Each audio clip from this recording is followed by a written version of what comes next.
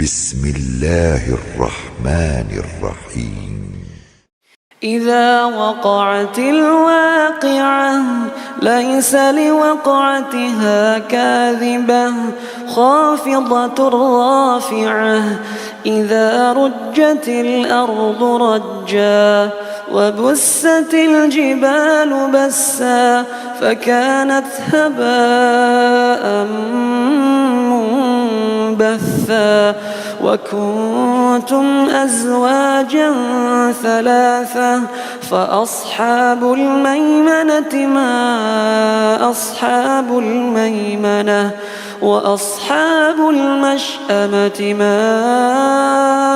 أصحاب المشأمة والسابقون السابقون أولئك المقربون في جنات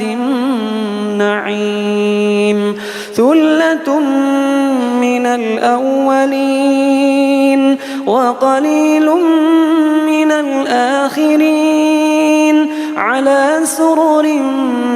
موضونة متكئين عليها متقابلين يطوف عليهم ولدان مخلدون بأكواب وأباريق وكأس من معين لا يصدعون عنها ولا ينزفون وفاكهة مما يتخيرون ولحم طير مما يشتهون وحور عين كأمثال اللؤلؤ المكنون جزاء بما كانوا يعملون لا يسمعون فيها لغوا ولا تأثيما إلا قيلا سلاما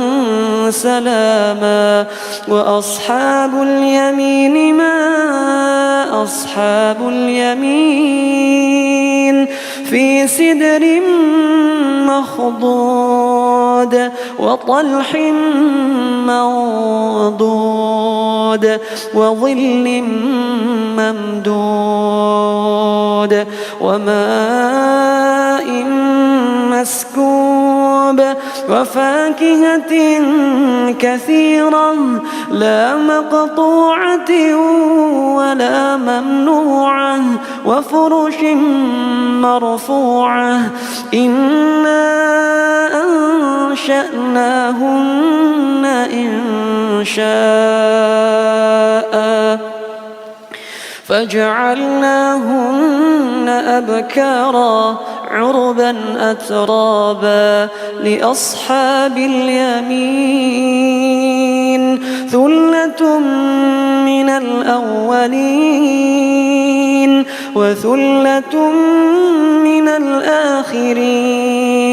وأصحاب الشمال ما أصحاب الشمال في سموم وحميم وظل من يحموم لا بارد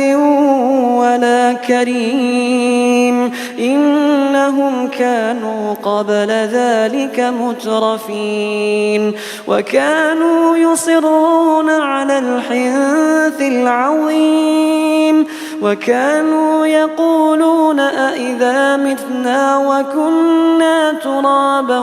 وعظاما أإنا لمبعوثون أو آباؤنا الأولون قل إن الأولين والآخرين لمجموعون إلى ميقات يوم معلوم ثم إنكم أيها الضالون المكذبون لآكلون من شجر من زقوم لآكلون من شجر من زقوم فمالئون منها البطون فشاربون عليه من الحميم فشاربون شرب الهيم هذا نزلهم يوم الدين نحن خلقناكم فلولا تصدقون أفرأيتم ما تمنون أأنتم تخلقونه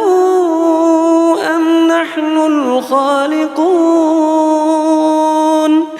نحن قدرنا بينكم الموت وما نحن بمسبوقين على أن نبدل أمثالكم وننشئكم فيما لا تعلمون ولقد علمتم النشأة الأولى فلولا تذكرون أفرأيتم ما تحرثون أأنتم تزرعونه أم نحن الزارعون لو نشاء لجعلناه حطاما فظلتم تفكهون إنا لمغرمون بل نحن محرومون أفرأيتم الماء الذي تشربون أأنتم أنزلتموه من المزن أم نحن المنزلون لو نشاء جعلناه أجاجا فلولا تشكرون أفرأيتم النار التي تورون أفرأيتم النار التي تورون أأنتم أنشأتم شجرتها أم نحن المنشئون نحن جعلناها تذكرة ومتاعا للمقوين فسبح باسم ربك العظيم فلا أقسم بمواقع النجوم وإنه لقسم لو تعلمون عظيم إنه لقرآن كريم في كتاب مكنون لا يمسه إلا المطهرون تنزيل من رب العالمين أفبهذا الحديث أنتم مدهنون وتجعلون رزقكم أنكم تكذبون فلولا إذا بلغت الحلقوم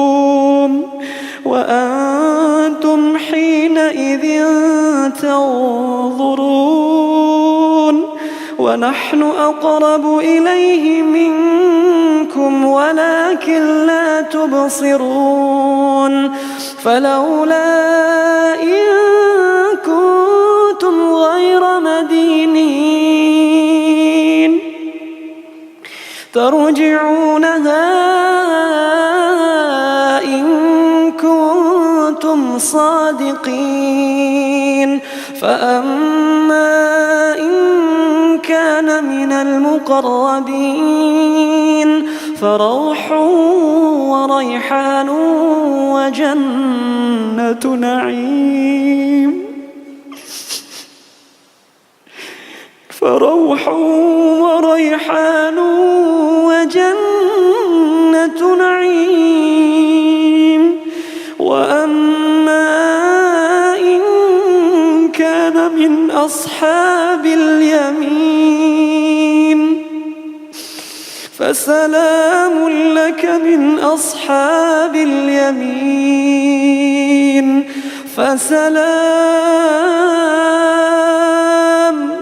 فسلام لك من أصحاب اليمين.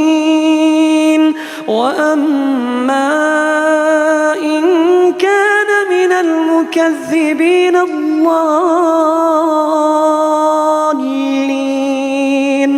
فنزل من حميم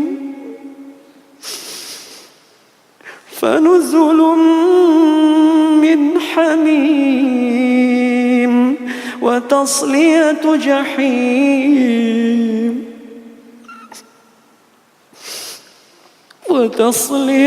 جحيم إن هذا لهو حق اليقين فسبح باسم ربك العظيم.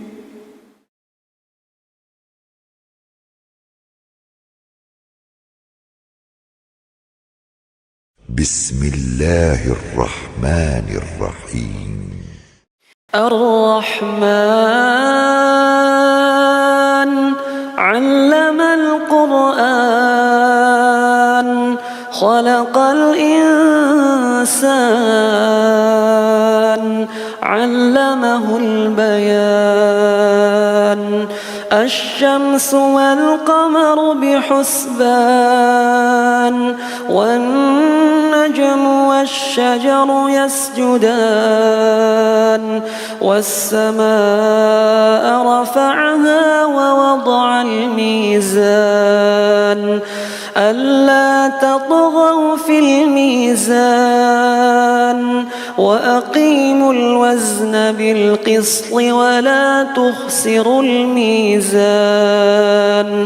والأرض وضعها للأنام فيها فاكهة والنخل ذات الأكمام والحب ذو العصف والريحان. فبأي آلاء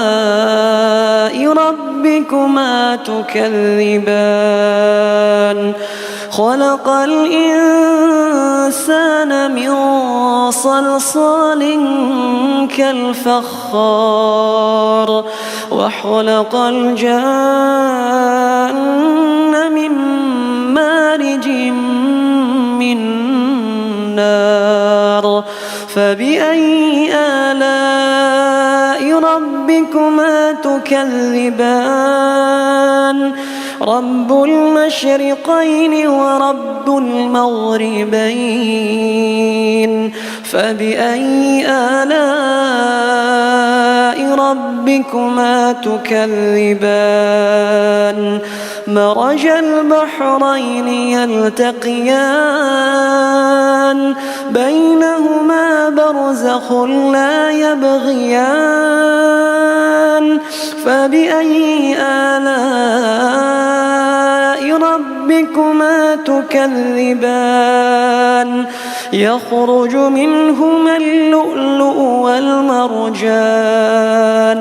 فبأي آلاء ربكما تكذبان؟ وله الجوار المنشآت في البحر كالأعلام. فبأي آلاء ربكما تكذبان؟ كل من عليها فان ويبقى وجه ربك ذو الجلال والإكرام فبأي آلاء ربكما تكذبان يسأله من في السماوات والأرض كل يوم هو في شأن فبأي آلاء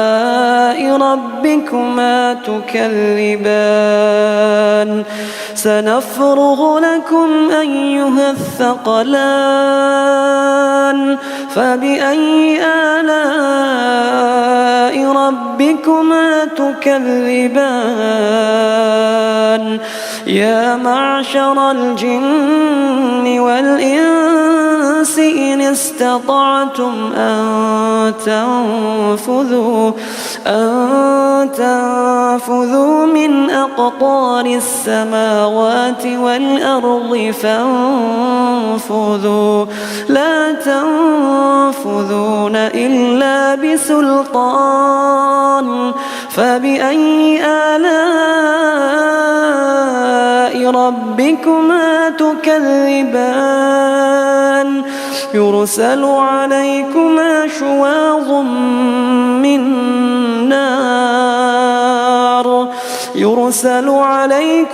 شواظ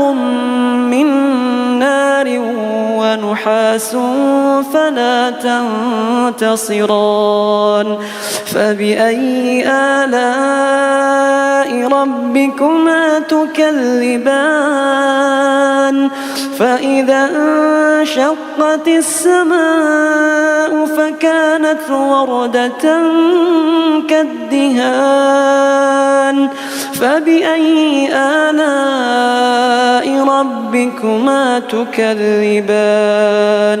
فيومئذ لا يسأل عن ذنبه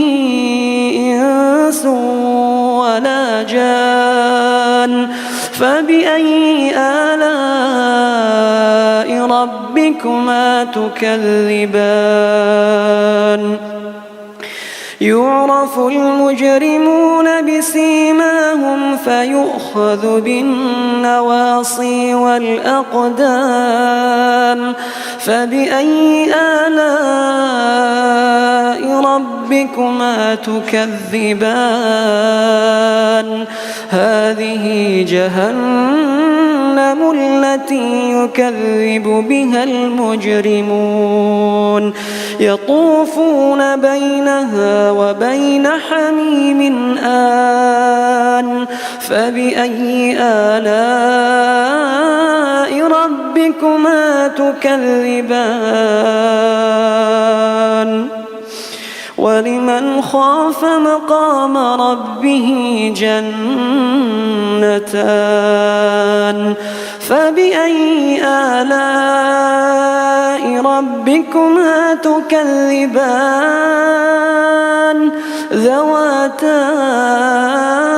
أفنان فبأي آلاء ربكما تكذبان فيهما عينان تجريان فبأي آلاء ربكما تكذبان فيهما من كل فاكهة زوجان فبأي آلاء ربكما تكذبان متكئين على فرش بطائنها من استبرق وجنى الجنتين دان فبأي آلاء ربكما تكذبان فيهن قاصرات الطرف لم يطمثهن إنس قبلهم ولا جان فبأي آلاء ربكما تكذبان كأنهن الياقوت والمرجان فبأي آلاء ربكما تكذبان هل جزاء الإحسان إلا الإحسان فبأي آلاء ربكما تكذبان ومن دونهما جنتان فبأي آلاء ربكما تكذبان مدهامتان فبأي آلاء ربكما تكذبان فيهما عينان نضاختان فبأي آلاء ربكما تكذبان فيهما فاكهة ونخل ورمان فبأي آلاء ربكما تكذبان فيهن خيرات حسان فبأي آلاء ربكما تكذبان حور مقصورات في الخيام فبأي آلاء ربكما تكذبان لم يطمثهن إنس قبلهم ولا جان فبأي آلاء ربكما تكذبان متكئين على رفرف خضر وعبقري حسان فبأي آلاء ربكما تكذبان تبارك اسم ربك ذي الجلال والإكرام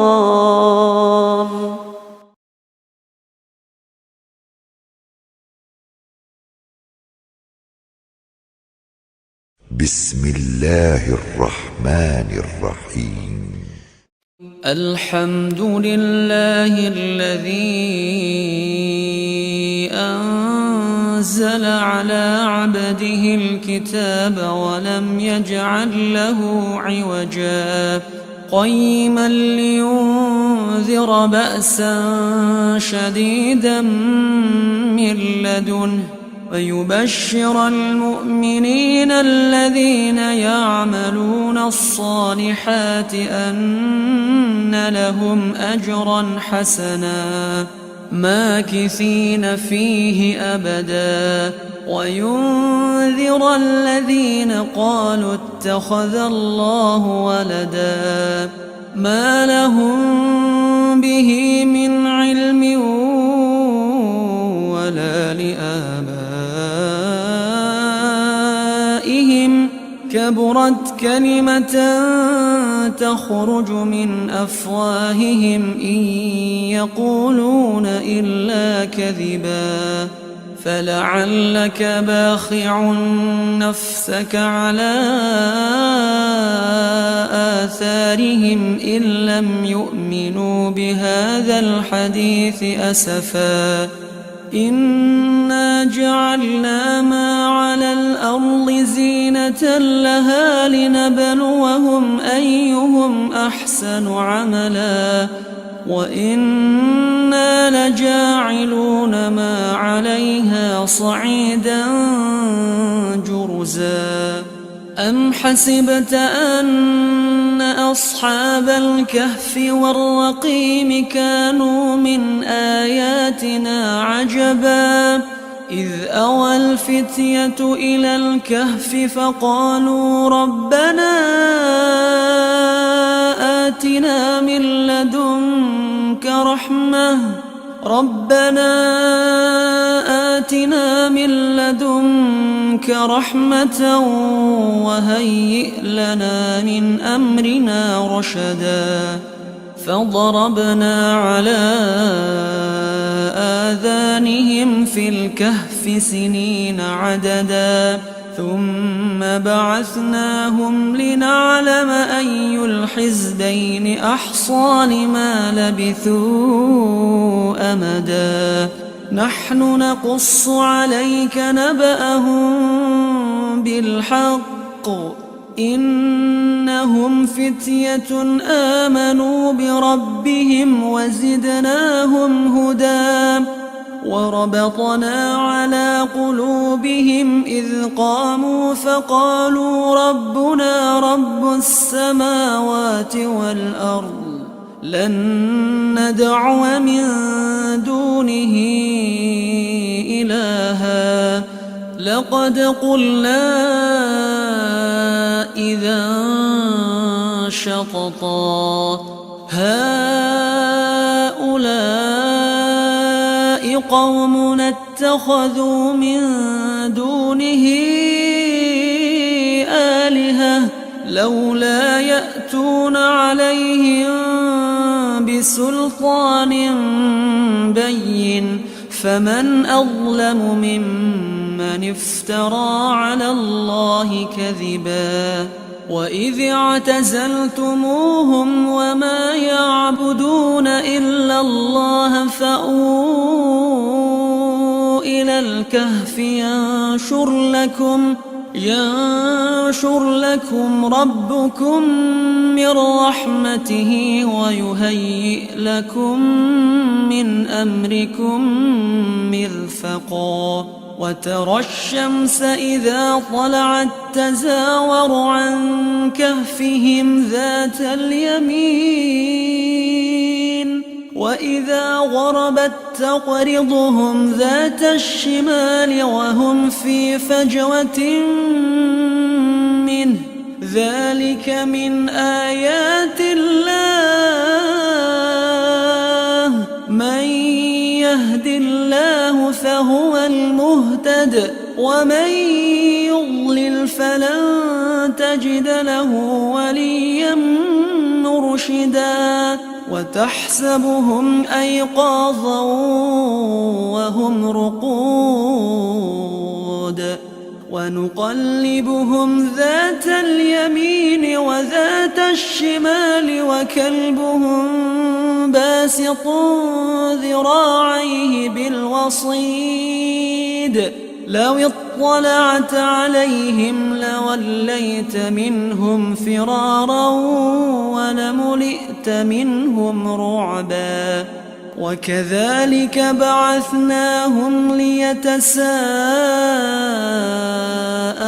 بينهم قال قائل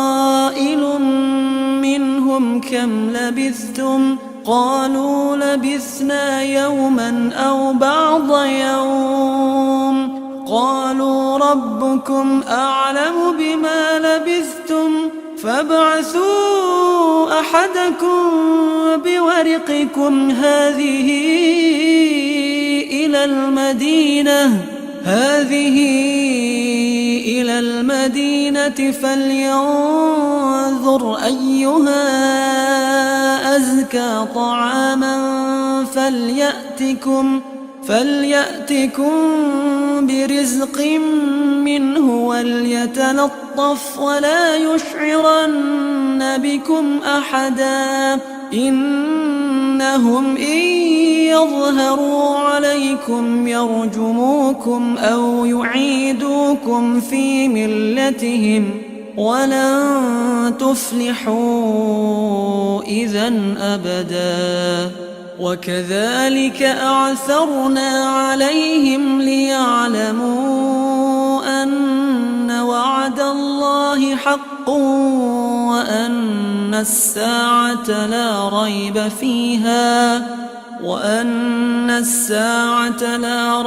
فيها إذ يتنازعون بينهم أمرهم فقالوا ابنوا عليهم بنيانا بنيانا ربهم أعلم بهم قال الذين غلبوا على أمرهم لنتخذن عليهم مسجدا سيقولون ثلاثة رابعهم كلبهم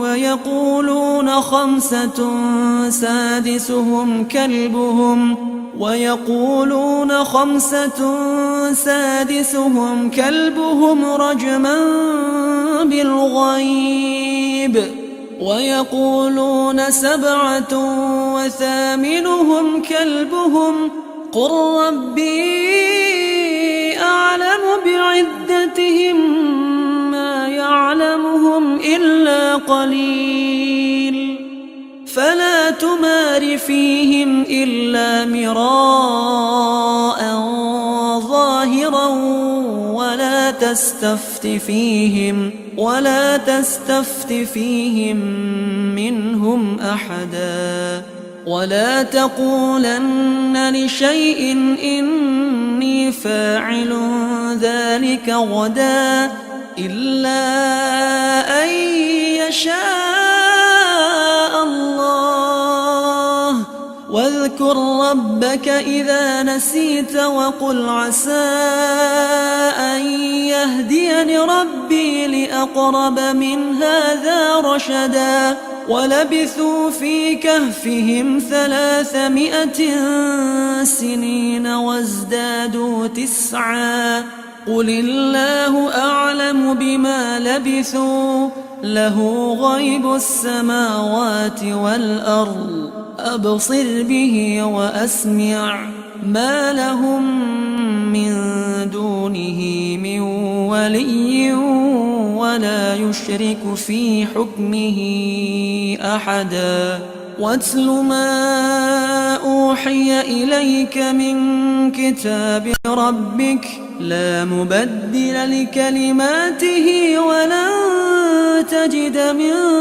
دونه ملتحدا واصبر نفسك مع الذين يدعون ربهم بالغداة والعشي يريدون وجهه ولا تعد عيناك عنهم تريد زينة الحياة الدنيا ولا تطع من أغفلنا قلبه عن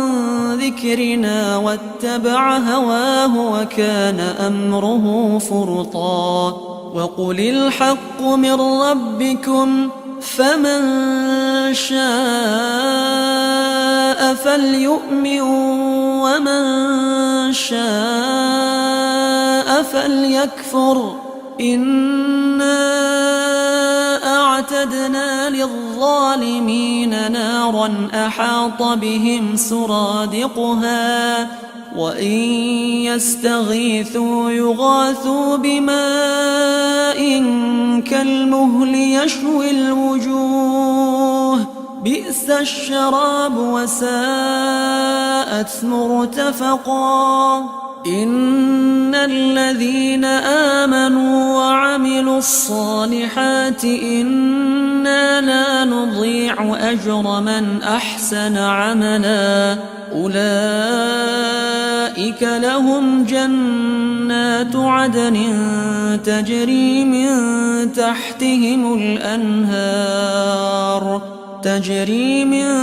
تحتهم الأنهار يحلون فيها من أساور من ذهب ويلبسون ثيابا خضرا من سندس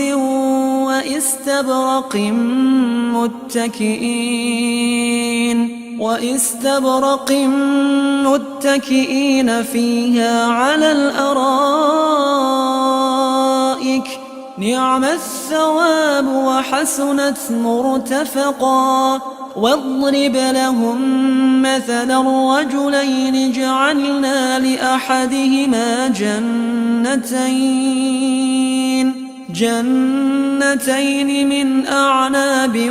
وحففناهما بنخل وجعلنا بينهما زرعا كلتا الجنتين آتت أكلها ولم تظلم منه شيئا وفجرنا خلالهما نهرا وكان له ثمر فقال لصاحبه وهو يحاوره أنا أكثر منك مالا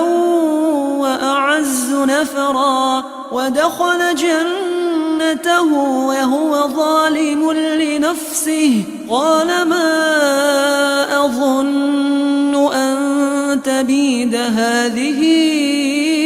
أبدا وما أظن الساعة قائمة ولئن رددت إلى ربي لأجدن خيرا منها منقلبا قال له صاحبه وهو يحاوره أكفرت بالذي خلقك من تراب ثم من نطفة ثم سواك رجلا لكن هو الله ربي ولا أشرك بربي أحدا ولولا إذ دخلت جنتك قلت ما شاء الله لا قوة إلا بالله إن ترني أنا أقل منك مالا وولدا فعسى ربي أن يؤتيني خيرا من جنتك ويرسل عليها حسبانا من السماء فتصبح صعيدا زلقا أو يصبح ماؤها غورا فلن تستطيع له طلبا وأحيط بثمره فأصبح يقلب كفيه على ما أنفق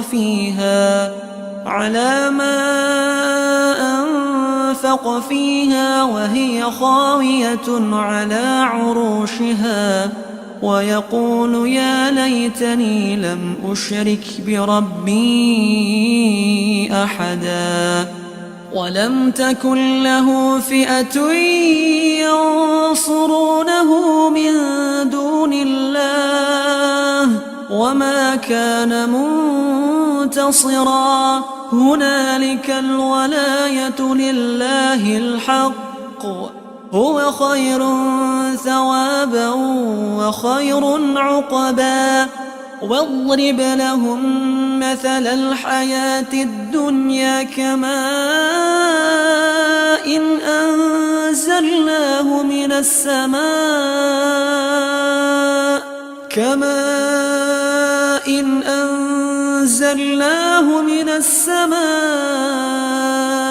فاختلط به نبات الأرض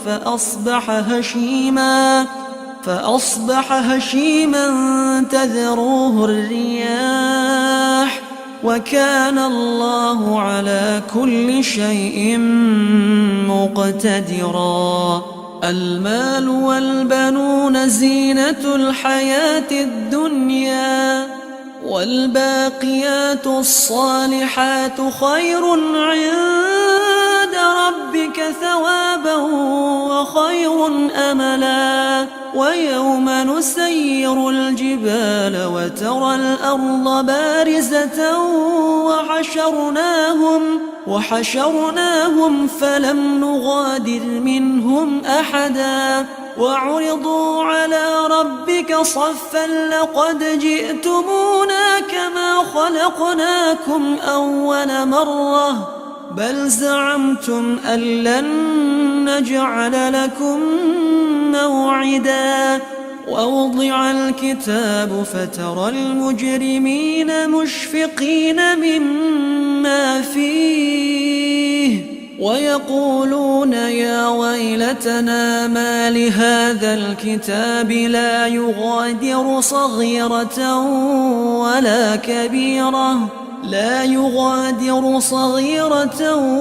ولا كبيرة إلا أحصاها ووجدوا ما عملوا حاضرا ولا يظلم ربك أحدا. وإذ قلنا للملائكة اسجدوا لآدم فسجدوا إلا إبليس كان من الجن ففسق عن أمر ربه أفتتخذونه وذريته أولياء من دوني وهم لكم عدو بئس للظالمين بدلا. ما أشهدتهم خلق السماوات والأرض ولا خلق أنفسهم وما كنت متخذ المضلين عضدا. ويوم يقول نادوا شركائي الذين زعمتم فدعوهم فلم يستجيبوا لهم وجعلنا بينهم موبقا. ورأى المجرمون النار فظنوا أنهم مواقعوها ولم يجدوا عنها مصرفا. ولقد صرفنا في هذا القرآن للناس من كل مثل وكان الإنسان أكثر شيء جدلا. وما منع الناس أن يؤمنوا إذ جاءهم الهدى ويستغفروا ربهم إلا أن تأتيهم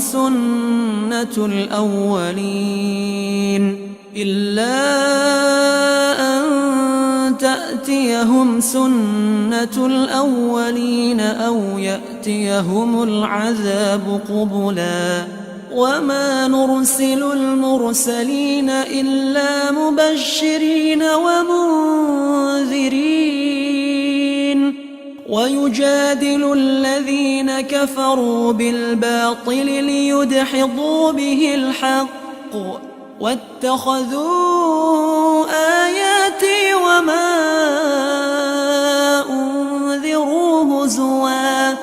ومن أظلم ممن ذكر بآيات ربه فأعرض عنها ونسي ما قدمت يداه إنا جعلنا على قلوبهم أكنة أن يفقهوه وفي آذانهم وقرا وإن تدعهم إلى الهدى فلن يهتدوا إذا أبدا. وربك الغفور ذو الرحمة لو يؤاخذهم بما كسبوا لعجل لهم العذاب بل لهم موعد لن يجدوا من دونه موئلا. وتلك القرى أهلكناهم لما ظلموا وجعلنا لمهلكهم موعدا. وإذ قال موسى لفتاه لا أبرح حتى أبلغ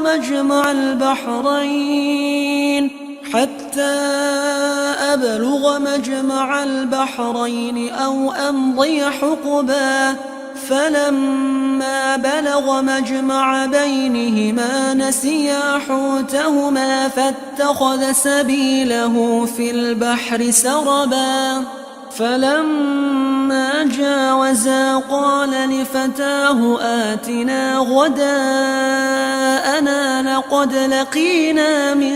سفرنا هذا نصبا قال أرأيت إذ أوينا إلى الصخرة فإني نسيت الحوت وما أنسانيه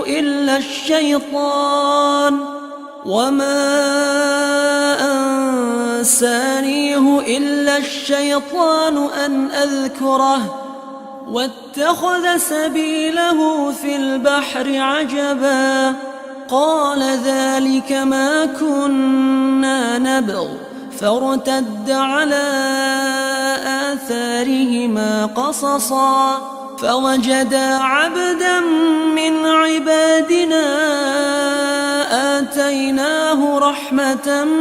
من عندنا وعلمناه من لدنا علما قال له موسى هل أتبعك على أن تعلمني مما علمت رشدا قال إنك لن تستطيع معي صبرا وكيف تصبر على ما لم تحط به خبرا قال ستجدني إن شاء الله صابرا ولا أعصي لك أمرا قال فإن اتبعتني فلا تسألني عن شيء حتى أحدث لك منه ذكرا فانطلقا حتى إذا ركبا في السفينة خرقها قال أخرقتها لتغرق أهلها لقد جئت شيئا إمرا قال ألم أقل إنك لن تستطيع معي صبرا قال لا تؤاخذني بما نسيت ولا ترهقني من أمري عسرا فانطلقا حتى إذا لقيا غلاما فقتله قال أقتلت نفسا زكية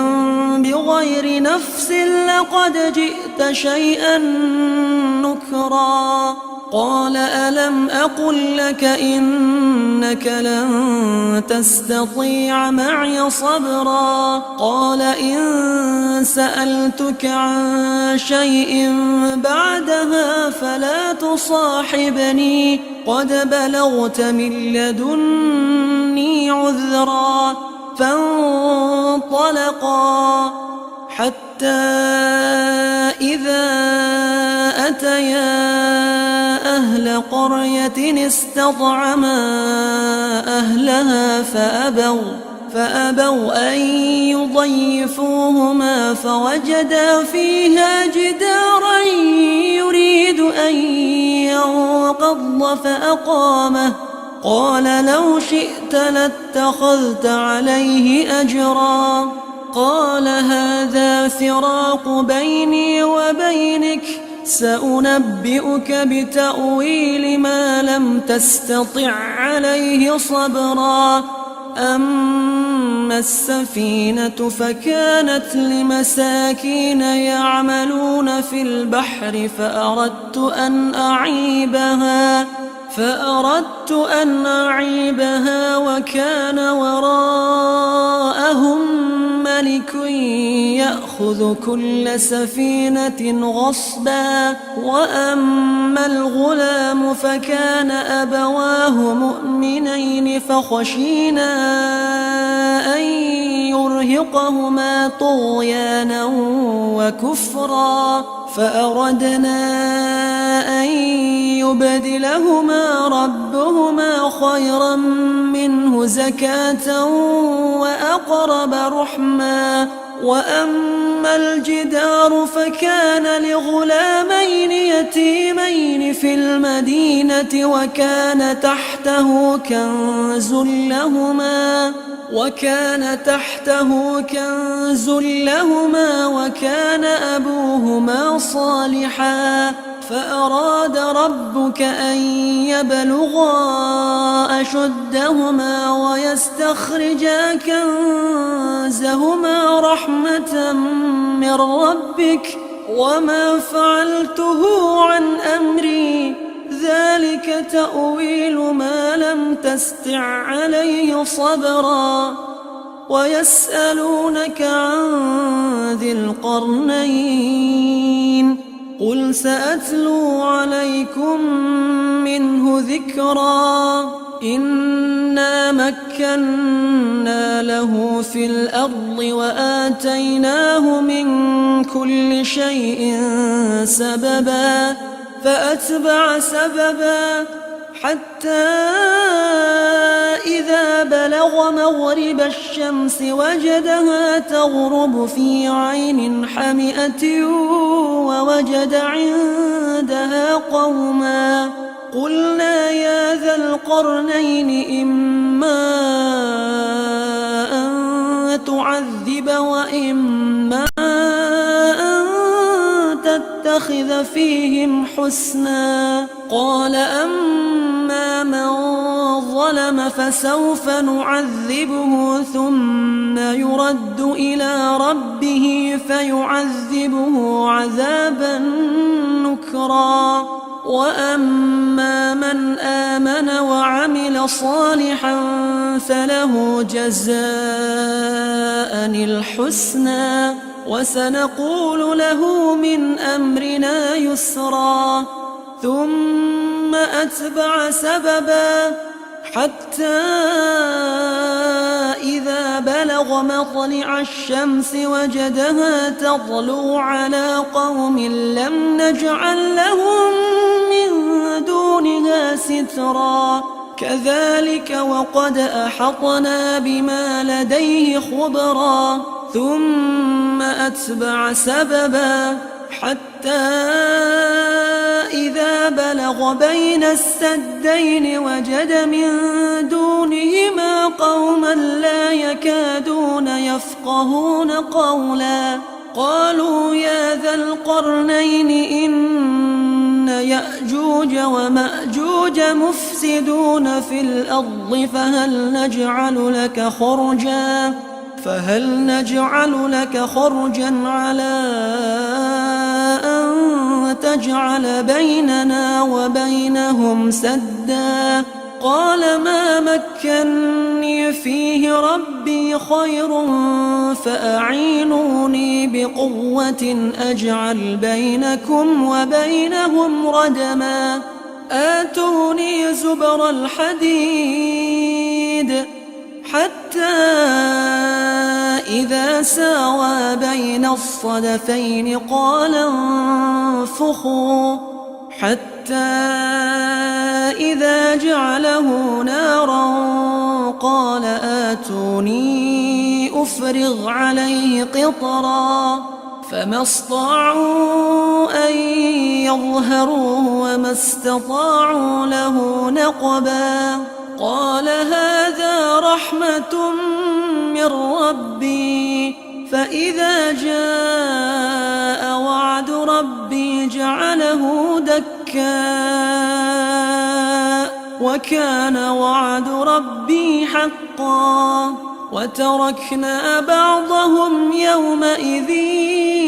يموج في بعض ونفخ في الصور فجمعناهم جمعا وعرضنا جهنم يومئذ للكافرين عرضا الذين كانت أعينهم في غطاء عن ذكري وكانوا لا يستطيعون سمعا أفحسب الذين كفروا أن يتخذوا عبادي من دوني أولياء إنا وأعتدنا جهنم للكافرين نزلا قل هل ننبئكم بالأخسرين أعمالا الذين ضل سعيهم في الحياة الدنيا وهم يحسبون أنهم يحسنون صنعا أولئك الذين كفروا بآيات ربهم ولقائه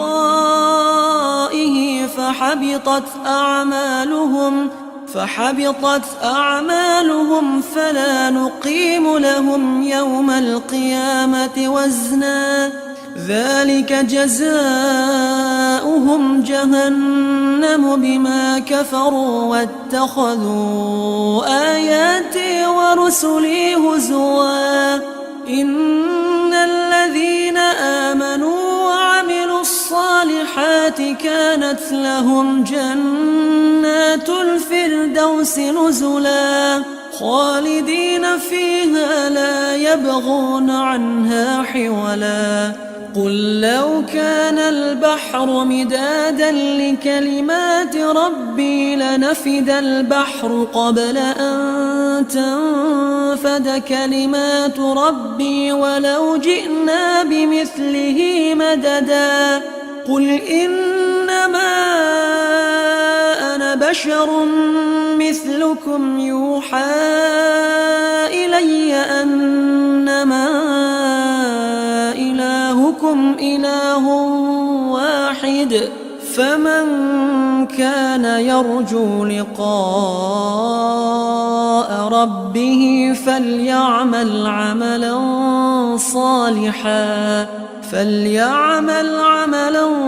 صالحا ولا يشرك بعبادة ربه أحدا.